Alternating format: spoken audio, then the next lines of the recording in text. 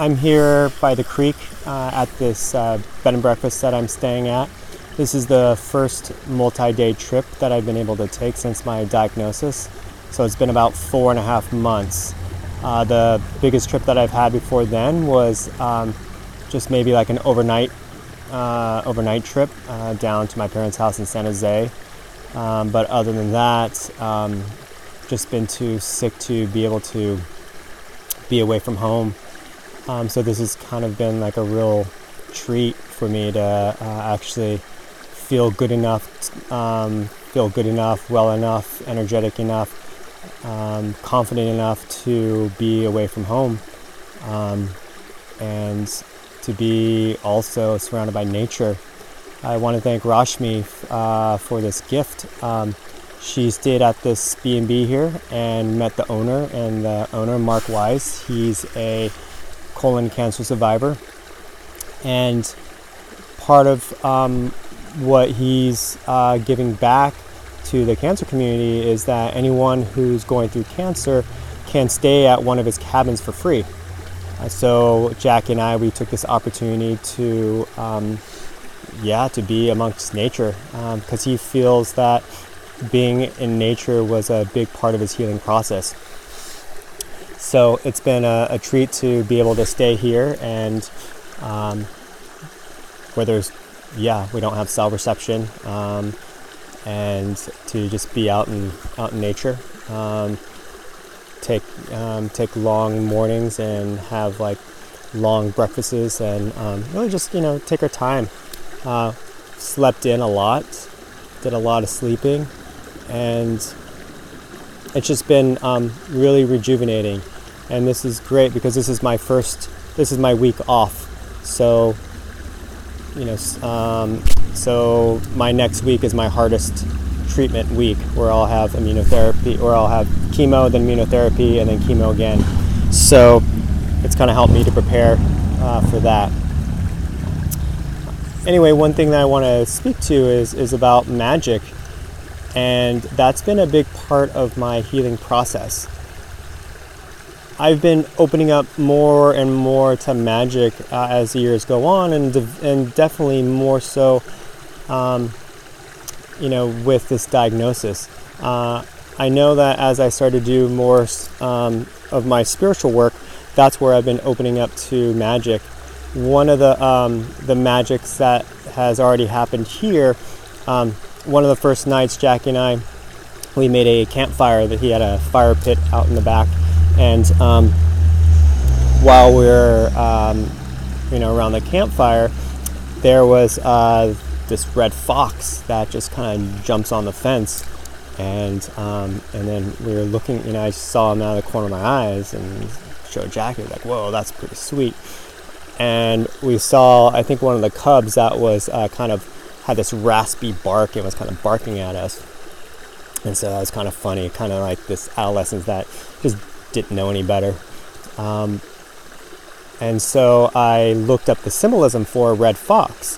And so this is what I found out, that with the red fox, that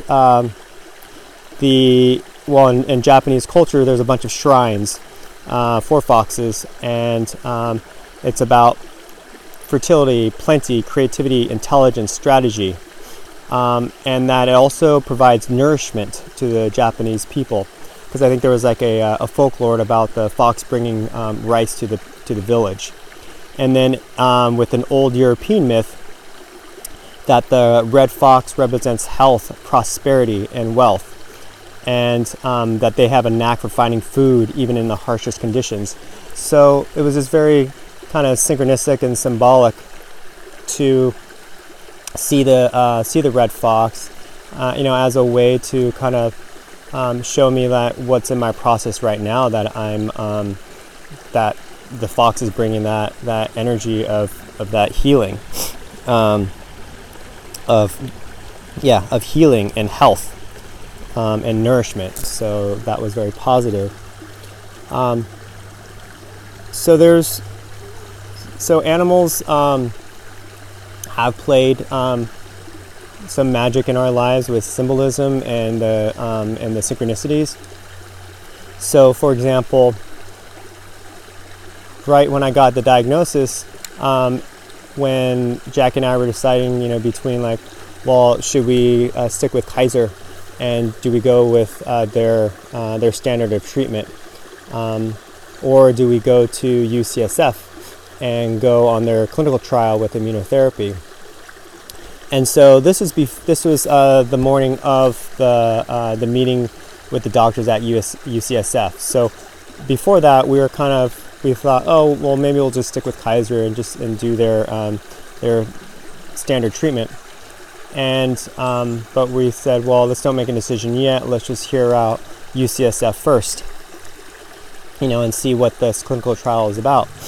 And so that morning we drove to UCSF, and there's this really narrow and skinny parking lot building that they have.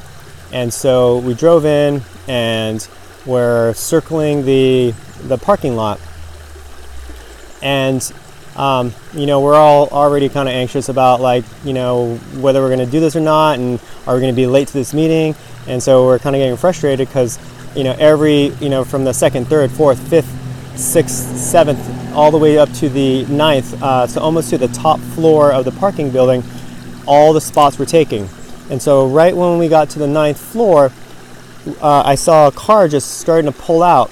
And as that car pulls out, and this was the last car right in front of the wall where the elevator is, and what we see is this large picture of a hummingbird. And a hummingbird for us has just been a very magical bird and a very magical symbol. Whenever something kind of happens in our lives, it seems like we see hummingbirds as a signal from nature that we're on the right track, or pay attention, or wow, there's something here for you to really recognize in this moment.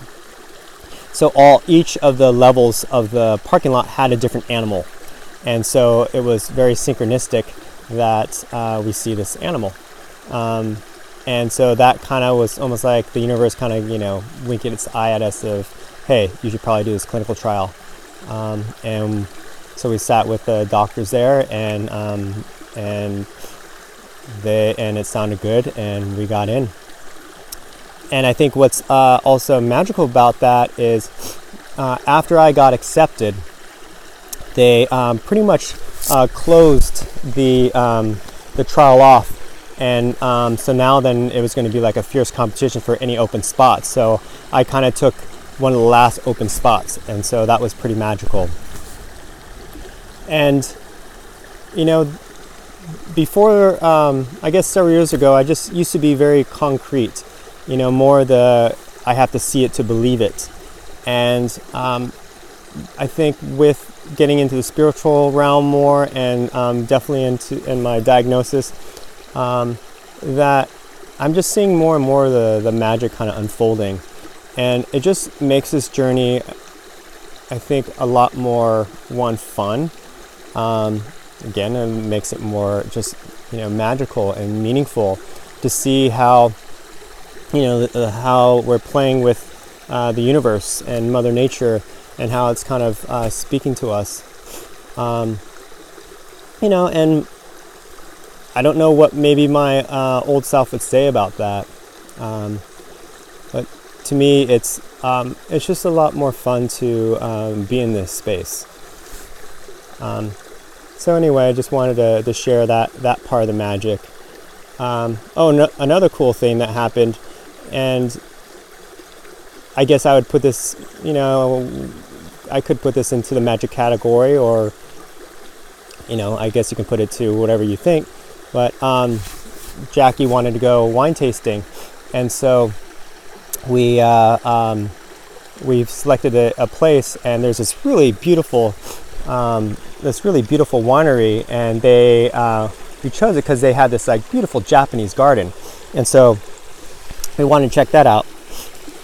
However, we just saw already on the website that because this was the 4th of July week, that it was going to be pretty hectic, and they probably won't have openings for tastings because you had to call in.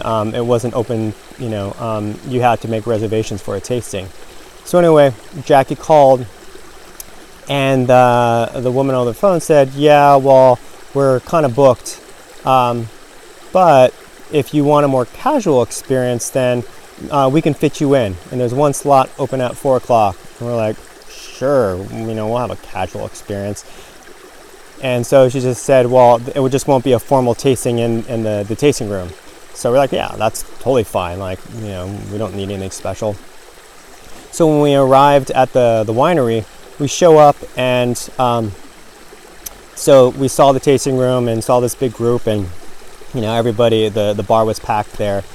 And so one of the servers said, oh, okay, well, let me take you outside, and we're going to show you, we'll do the tasting outside. We're like, sure. And so then he walks us outside up through this path right into the Japanese garden. And there was one single table that was facing the Japanese garden. And there was just these waterfalls there. There was all these Japanese maples, and there was a sign that said reserved. And so we had our own private table, and just for the two of us. And nobody else could go into that garden area except for us. And so we just sat there, and we had a server just come out and bring us each of the tastings. And so that was just like this perfect thing. Like, that was the opposite of casual. That was like VIP treatment. And so that again was just something pretty amazing that kind of just unfolded, and kind of the magic and that's been happening on this journey. So anyway, just wanted to share that with you, and I hope everybody's doing well. I just want to say, thank you for following me, and I'm having a really good week off. Thanks.